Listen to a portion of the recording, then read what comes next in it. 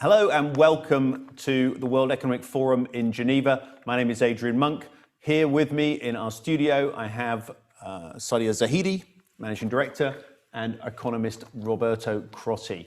They are behind the Global Competitiveness Report 2020, and we'll be exploring with them this morning what the messages of that report are, and also taking your questions from wherever in the world you're joining us from. So a very warm welcome to you this morning.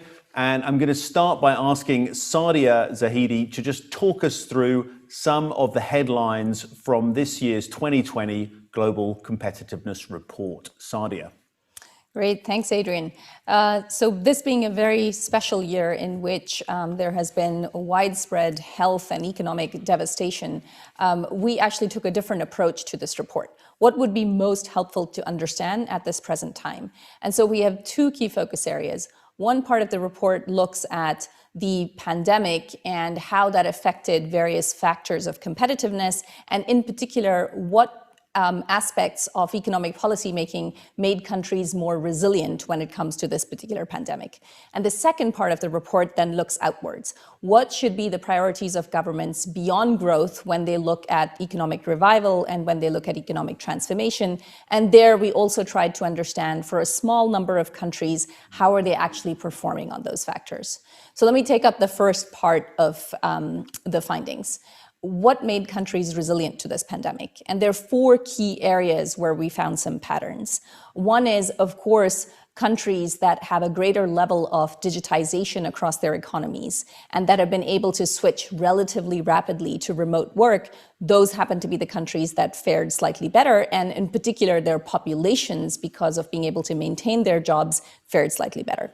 The second element is safety nets. Those economies that were already well set up to not just put in place safety nets rapidly, but ensure that that funding is being distributed not just to the largest companies, but actually to small and medium-sized companies and directly to households. Those countries did well. A third element is governance and planning. So, of course, having trustworthy institutions in this era of bigger government becomes incredibly important, but also the long-term vision and planning of economies. That has become even more critical, and those that had measures in place to respond rapidly, to be able to handle crises, they did well. And the fourth is, of course, incredibly obvious, which is having strong health systems in place. Health systems that were actually able to absorb this new crisis, this new shock, and at the same time ensure that the broader needs of the population are being met beyond the coronavirus pandemic. So those are the four areas that made economies more resilient to this particular pandemic. Thanks, Sadia. And Roberto, besides those kind of immediate factors, what are the other things that come out from this year's report? We look at the analysis of what comes out of the 12 years of data that we have from the past, and we will actually be able to identify some trends. And we could identify factors that declined dramatically or were exacerbated by the pandemic. We could also identify some factors that stagnated and some factors that slightly improved over the 12 years and through the pandemic. And based on this aspect, we could identify 11 priorities for countries to focus in the next 3 to 5 years. They are quite well explained and detailed in the report, but to summarize, they refer to the strength of institutions and building trust. It's about upgrading infrastructure and access to infrastructure, especially ICT, as well as greening infrastructure. It relates to changing the taxation and to make it more progressive and to change the tax base. It relates to updating curricula, rethinking labor laws, update and expand healthcare, childcare, and healthcare, as well as increase incentives to direct and channel financial resources towards long-term investments, and also expand inclusion in these factors. We also see that competition laws needs to be improved and updated to the current context, as well as incentivize expanding patient investment, innovation and investment, especially in those new niches of markets which are coming out and are promising to deliver both inclusive and sustainable prosperity. And finally, we also identify what incentives can support firms to become more inclusive and enhance creativity in the longer run. Roberto, thank you very much for that. This year is an extraordinary year. We've seen economies facing a challenge that hasn't been faced in 100 years, the challenge of coping with the pandemic, but it's also a challenge for anyone trying to analyze what's going on in the world. And Sadia, can you just share a little bit with people on the call about how your team overcame some of the issues around data and what some of the things that kind of were unusual, if you like, about the collection of the material that goes into compiling this report this year? Sure.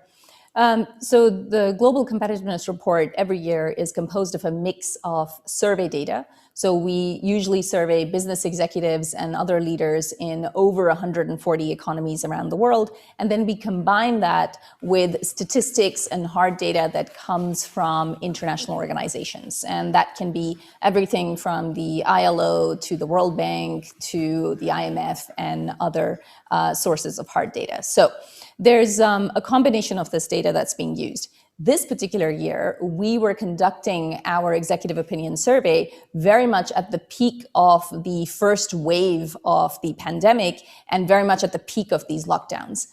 What was interesting is how quickly some of those surveys were able to switch into the digital space. And we were actually, in some cases, able to collect a lot more data a lot faster during the first wave of the crisis. And what we found is, roughly speaking, across advanced and developing economies, there were slightly different opinions from business leaders. So in advanced economies, a number of business leaders felt that there was a very strong shortage of skilled employees. Now, that's not surprising. When you switch fully to digital work, there's a sense that they're missing employees with digital skills. A second element is there was a sense of growing industry consolidation or growing market concentration. Again, not surprising with so many small businesses struggling within different sectors. And so, of course, a sense that there is a growing concentration and some of the bigger players are the ones with stronger advantage. And then a third element on the more positive side was a number of business leaders in advanced economies felt that the safety nets were actually working quite well.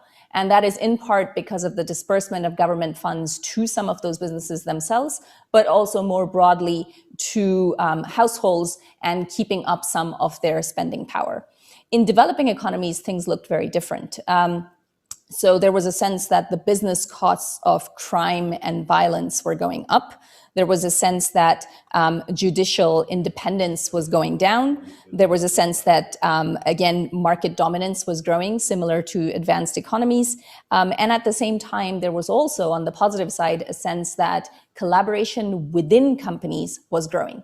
So these are all of the factors where we saw a very marked change from previous patterns. And I think it gives us a very good sense of not just what did the immediate shock of the pandemic do, but what might be some of the long-term consequences afterwards. Thanks, Sadia. Roberto, just turning to you briefly, are there any surprises in this year's report that you'd particularly want to flag to people listening? I would encourage every reader to take note of the efforts that we made to measure some of the priorities that were mentioned before. Of course, we took many proxies because many of the data are not available. However, what is important to note is the new direction that we are imprinting to our way of looking at prosperity, including measures and concepts that are new and are quite innovative and really try to capture how countries are doing in terms of transforming their economies for the future towards more sustainable and inclusive prosperity in the future. Thanks for that. And Sadia, we heard Roberto there just talk about proxies for a moment. Is that one of the reasons why we haven't produced a ranking in the traditional sense this year because of the extraordinary circumstances that the global economy has been facing? Yeah, no, that's a really important point of clarification. On the one hand, we were able to collect survey responses that tell us very unique information about what is happening in different economies. On the other hand, though, the part of the traditional index that is built out of hard data from various international organizations, actually there haven't been as many updates that there needed to be across that hard data, which meant we couldn't possibly give a view of what has happened in 2020 on some of those indicators. It would have been very old data, which would not allow us to be able to construct a traditional index. So instead, what we did is, building on what Roberto said, we took those factors of economic transformation readiness, so those 11 big priorities that all governments should have in the next 3 to 5 years so that they have the right kind of growth in the future. And we actually tried to understand which countries might be doing better than others on those 11 priorities using today's data. And so when we looked at it that way, we were actually only able to cover 37 economies, but it gives us a pretty good sense of who are the countries that are somewhat ready for economic transformation in the future, which means who are the countries that will actually embed into their economic systems in the future better inclusion and more sustainability. So not simply dealing with the externalities and the aftermath of planetary degradation afterwards, not simply dealing with the aftermath of lack of social inclusion afterwards, but actually endogenizing this, building this into their economic systems. And that's what we try to assess countries against for 37 economies. Sadi, thanks very much.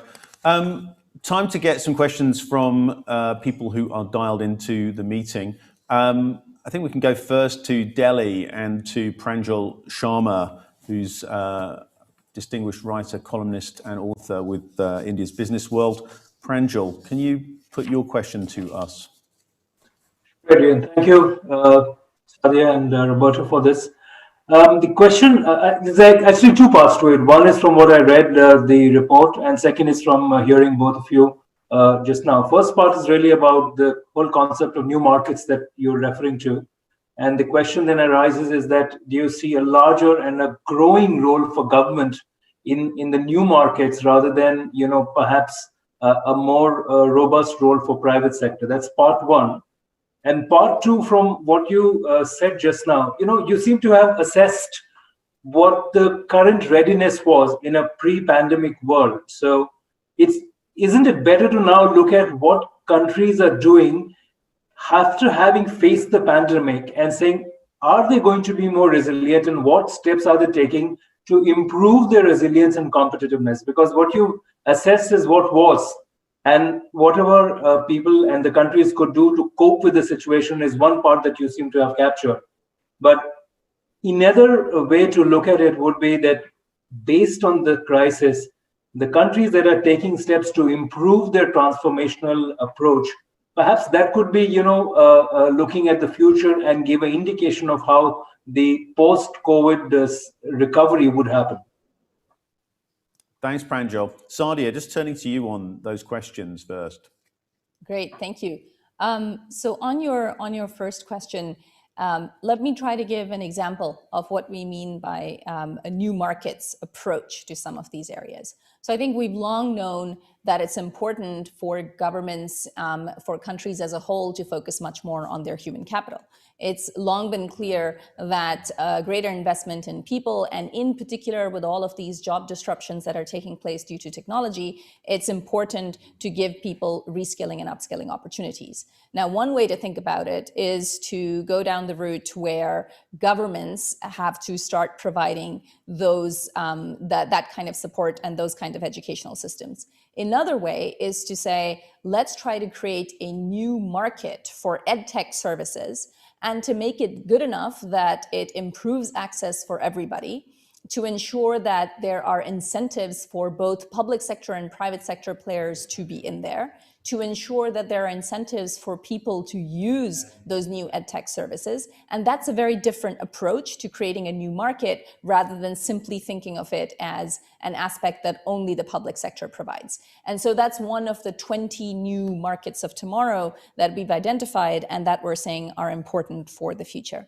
And I want to come to the second part of your question. So it's true that we've focused very much on what the impact of the pandemic has been in what we've said, but a large part of the report is actually about what happens, to your point exactly, in terms of future economic transformation. So Our key message here is returning simply to growth will not be enough. Returning simply to trying to make economies more efficient and more productive will not be enough. We actually do need to build a future compatibility between productivity, sustainability, and inclusion. And that's what we tried to do. Those 11 factors of transformation readiness that Roberto mentioned, those are actually the things that economies need to be ready for in the future. Of course, we don't have data about the future.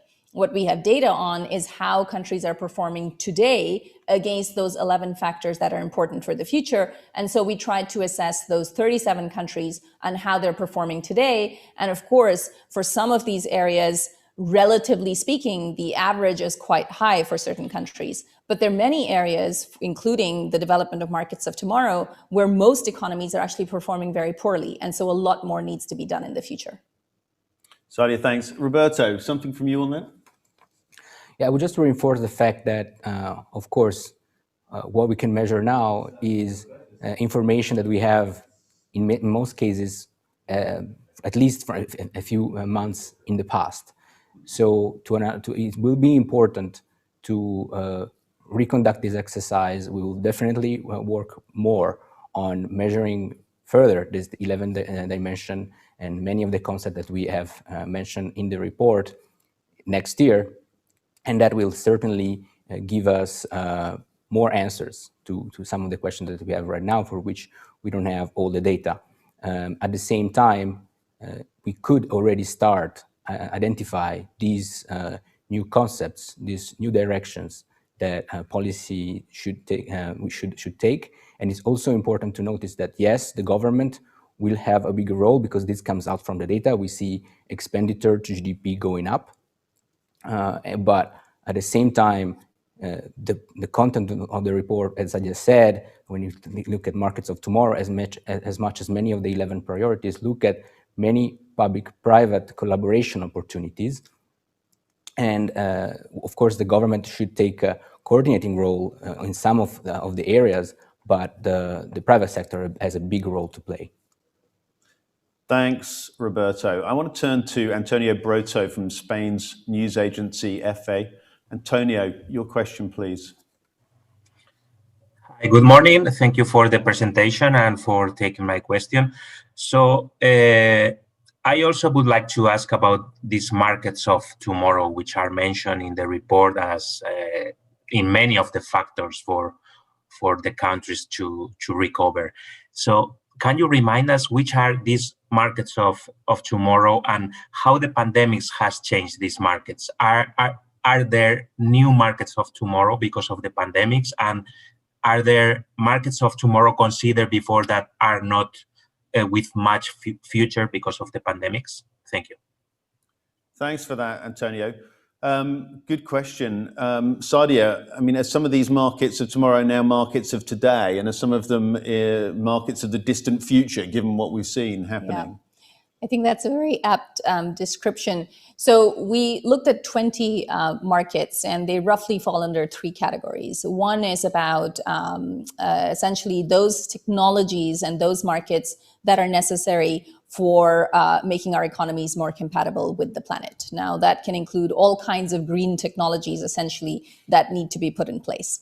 A second element is markets that will make inclusion more endogenous to our economies. So that includes everything from the EdTech example that I gave to social safety nets that can be run better through public and private collaboration. And the last element is about essentially advancing human knowledge. So artificial intelligence and the many markets that exist within that, data-related markets and the many aspects that exist within that, exploration of space. So some of these are things that are actually already here. We have a lot of the technologies, but simply the existence of those technologies has not actually converted into widespread use of those technologies. And that's where a new market needs to be incentivized and created. And in other areas, we're actually talking about aspects where the technology doesn't exist, and we actually need to do some co-investment from the public sector and the private sector that actually helps create those technologies, gets them to a level where they're good enough to then be converted into markets of tomorrow. Thanks for that. I think we can go now to Zurich, to Nathalie Olafors from France's Agence France Presse. Nathalie, can you give us your question, please? Hi. Yes, I would like to know. Last year, the WEF report already flagged that an over-reliance on monetary policies, and in between with the pandemic, we've seen the debt with the government support initiative. We've seen debt explode. So in terms of priority, that leaves a lot less room to maneuver to implement measures, reforms to support competitiveness. So how should, in the list of 11 priorities, how should the government prioritize their investment to support their economies? That's a great question, Nathalie, and one, I guess, Sadia, that economists always hate, which is you've given 11 different priorities, and probably government's going to say to you, well, what's the top one? What's the one I really need to put all my efforts into? I think that means you're passing it over to me first. Okay, very good. So a couple of things there. Thank you so much for your question, Natalie. I think here the clear advice from a number of international institutions is that at this particular moment in time, governments do need to continue to support through emergency funding and through now the next phase of their stimulus packages, continue to support economies, continue to support workers, continue to support the firms that need it, but at the same time to start now moving to a slightly more dynamic phase so that we don't risk the creation of what are being called zombie firms or zombie jobs, to actually allow for some dynamism to return to economies. But that doesn't mean that governments will not need to continue to do some investment, continue to provide some support. It may not be short-term furlough schemes, but it may instead be longer-term support for safety nets that allow workers to move out of their current roles, to get some income support, to be able to retrain, to reskill, and then move on to another future role. So roughly speaking, there's a new stage of government spending, but that doesn't mean that that can at present be reduced. To the longer term elements of your question, this is why amongst the 11 priorities, we actually mention also changes to tax bases and developing more progressive tax structures. Now that means thinking about rebalancing between taxes on wealth, taxes to corporations, taxes to labor. It means being part of different international cooperation agreements around tax. It means thinking differently about the tax base within your own country as well. And of course, some of this has to be timed adequately with some of those future investments and for some dynamism to return overall to the economy. So that is, I think, very much in line with also the advice that is provided by other international organizations. The additional element that we and other organizations are also saying is that for lower income countries, for highly indebted countries, there actually needs to be an international collaboration agreement that actually supports these countries in the short term, because that is the only way forward. And for those countries, they haven't been able to provide the same kind of fiscal support that advanced economies have been able to do, and they are going to need greater support from the international community. Thanks, Sadia. Roberto, can you add a little bit of extra color to that picture? Yes, of course, there is the two-time analysis and lenses through which this public support needs to be looked at is important. No economist today is saying, stop supporting the economy. Of course, we are in the middle of one of the deepest crises we've ever seen in a long time. This had been, especially in employment terms, deeper than the financial crisis. And therefore, all countries that have built fiscal capacity over the past few years, this is the time to use it.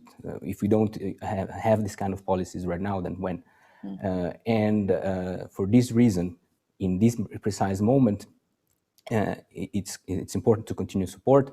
Of course, this cannot continue indefinitely, and there should be a plan to think about how we're going to reduce the debt burden over the longer run.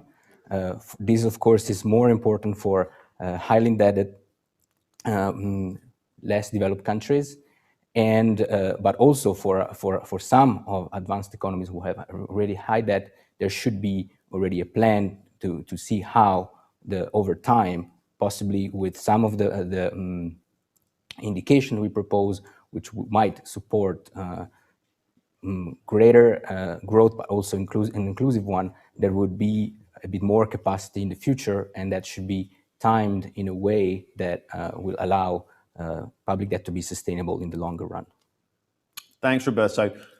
We have a question, I'll have to read it out, from Loyolo Mkantane of South Africa's Business Day and Financial Mail. And he's asking what the report says about Africa's most industrialized economy. Are there insights and lessons here for South Africa? Sadia, perhaps I can turn to you on that. Sure. So there are two different phases, and one is looking at the shorter term impact of the pandemic. But let me actually tell you a bit more about the longer term transformation readiness. And that is where South Africa, amongst those 11 priorities, does fairly well when it comes to the last point around taxation. And it does fairly well on the data that is currently available, and there's obviously plenty of caveats there. But in terms of rethinking the balance of taxation between labor and capital, rethinking how progressive taxation needs to be, that's an area where the country is doing fairly well. However, when it comes to developing better social safety nets, when it comes to better healthcare systems, when it comes to investing in the markets of tomorrow, creating the right kinds of research and development for that, that is where a lot more needs to be done. Similarly, in terms of developing skills and, of course, having more trustworthy institutions, as well as better long-term vision within the government. So there's plenty of areas across the 11 where more could be done, but certainly one that stands out as a positive is around future taxation. Thanks for that. Roberto, anything that you think particularly of importance when we look at African economies in relationship to South Africa? Well, yeah, as Saya mentioned, there were a couple of areas where South Africa performed well. Of course, there's many other areas where, as much as many other emerging economies have to do, they need to focus more on building some of the capacities that advanced economies already have. Already, when you think about energy transition, for instance, this is something that, and also access, this is something that most emerging economies have not done yet. For instance, when you look at electricity access, this is something that many developing countries do not have yet. And of course, if you don't have electricity, then how can you start digitization? Because of course, that's the precondition for that to happen. So at the same time as looking at some of these forward-looking aspects, you need also to build the preconditions for this to take place. Great. I think we can go now to China's Sina.com and Angela Howe for a question. Morning, Adrian. Could you hear me well? We can hear you. Thanks, Angela. Thank you. So as you identified in this report, I could say an ideal economic transformation should combine all maybe 11 factors of productivity, people, and the planet. But as we could say that countries have priorities after the crisis, such as in Europe, there are even debates over the big government concept that you think has contributed to the resilience of countries while facing this crisis. So my question is, how possible will those building blocks being put together simultaneously by countries in 2021? And second question, very quickly, could you please give us some comments about the performance of Chinese economic transformation in 2020? Thank you. Thanks, Angela. A couple of good questions. How realistic are some of those points that this report is making in the current political context? And also perhaps some detail between you and Roberto on China's position in this report. Sure, thank you. That is a great question. We spend quite a bit of time debating, does it make sense at this particular moment of time to talk about some of these longer term factors? And our conclusion, along with that of the very wide community of economists and world leaders that we work with, is that this is exactly the moment to be thinking about those future readiness factors. If we don't do it now, we essentially ossify some of the current structures and some of the current problems, and we lurch into the next crisis. So this is exactly the moment to start building into place some of these medium to long-term priorities. Now, that's not to say that the short term will not matter. That's not to say that we shouldn't continue to think about emergency support to health systems, healthcare workers, that there shouldn't be emergency disbursement of funds towards vaccines. All of that is very clear. We have to deal with the short-term elements of this crisis. But if not now, then when do we actually put into place some of these long-term readiness transformation measures? And it's best done at present because this is when a lot of support is going into stimulating our economies for future growth. And most organizations are predicting that we will return to some kind of growth in 2021, but this is the moment to lay the foundations for that growth to be high quality, for that growth to make societies more resilient, for that growth to be more compatible with the planet. So that's on your the first element of your question. However, that doesn't mean that this is only on governments. This is about putting in place the right kinds of investments and the right kinds of incentives, but it is the private sector that will need to take the lead on actually converting some of these technologies into some of these newer markets. And so there is a huge role for the private sector here as well. And then in terms of China's performance, now I think Roberto can share a bit more in detail here, but the country does fairly well in terms of having put in place the long-term planning for green infrastructure, for example. The country does fairly well in terms of some basic social safety nets. China also does fairly well in terms of embracing more diversity and equity for greater creativity inside firms. It ranks fairly well on that. And it does fairly well in terms of rethinking competition and antitrust frameworks. And then I'll turn it over to Roberto to give us a bit more color. Thanks. And just to pick up briefly on that, you mentioned the diversity and inclusion piece that China does well on. What exactly is behind those numbers?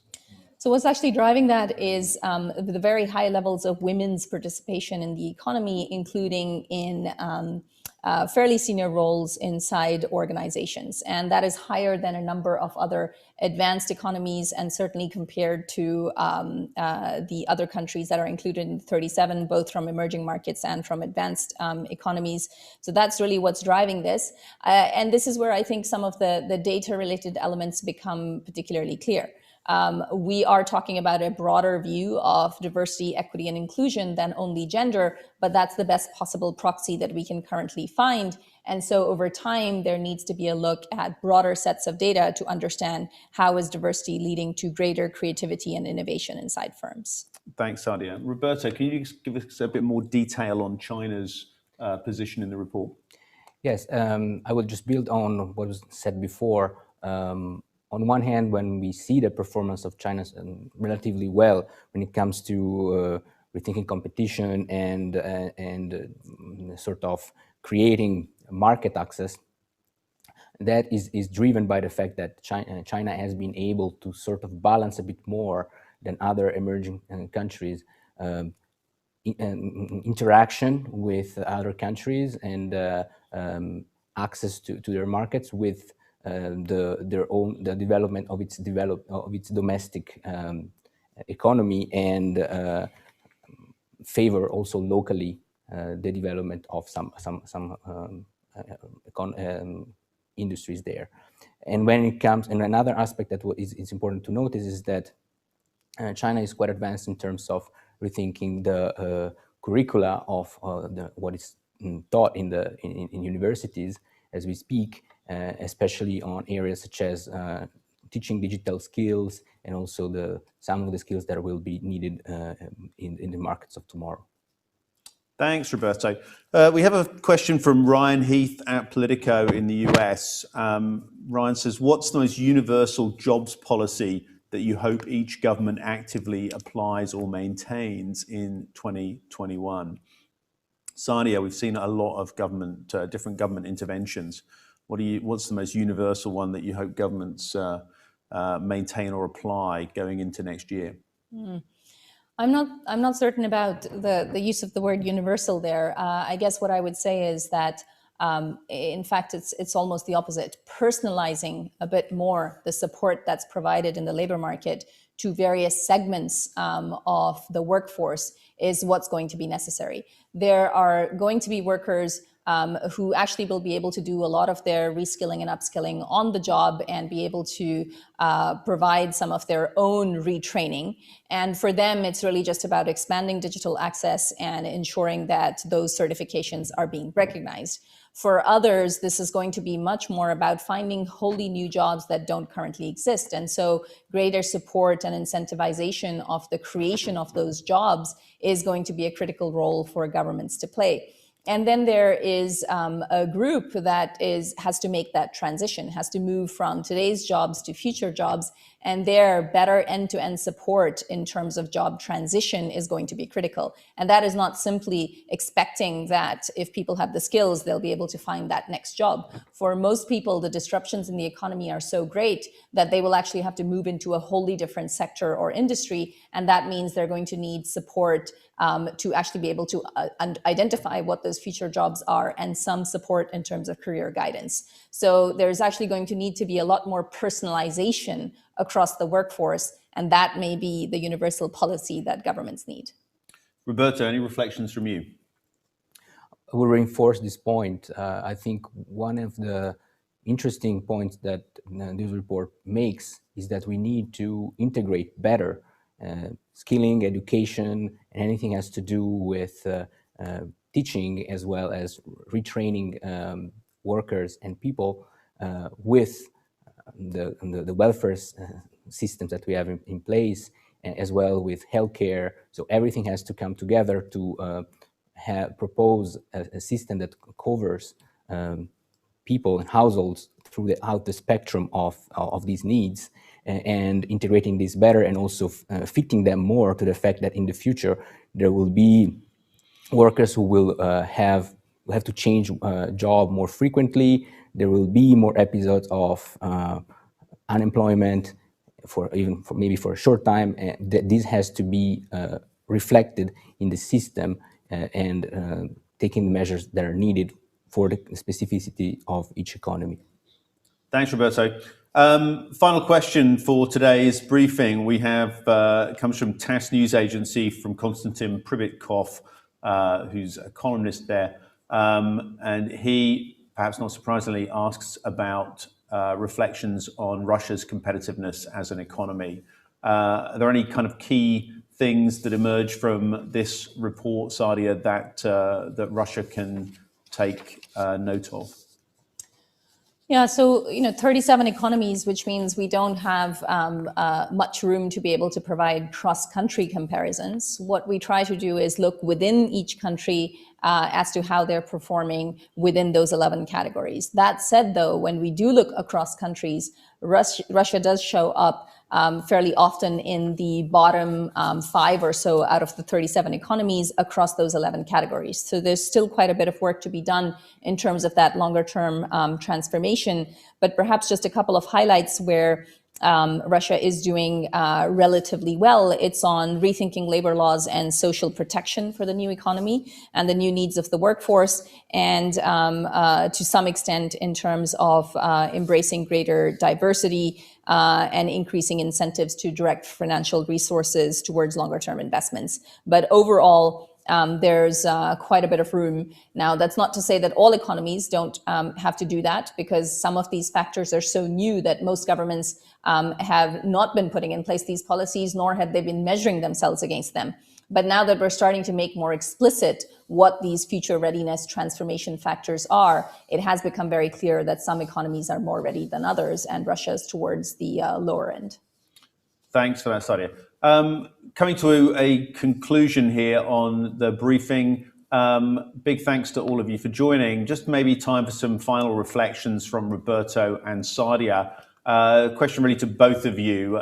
If there's one reflection that people can take from this report, which you can find, by the way, on the weforum.org website, it's just been posted at 9:30. If there's one kind of key takeaway, Roberto, what is it for you from this year's report?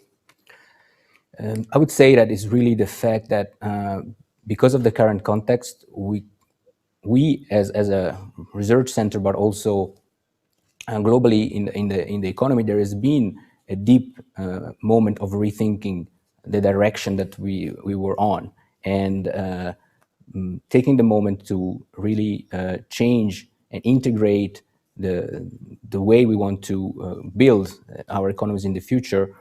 Integrating some of these concepts we often talk about, but seldom identify clearly. It's going to be important. We do take a first step in this report. Of course, this has to be continued in the future.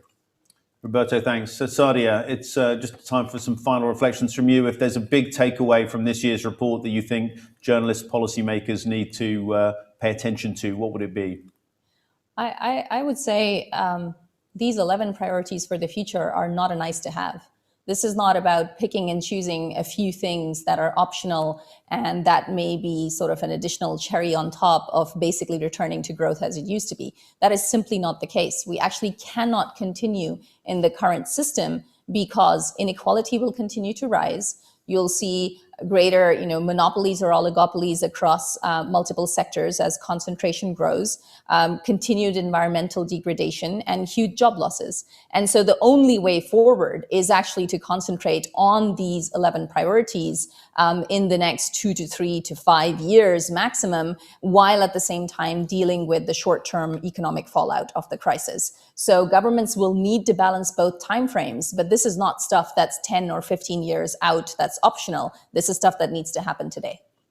Sadia, Roberto, thank you very much.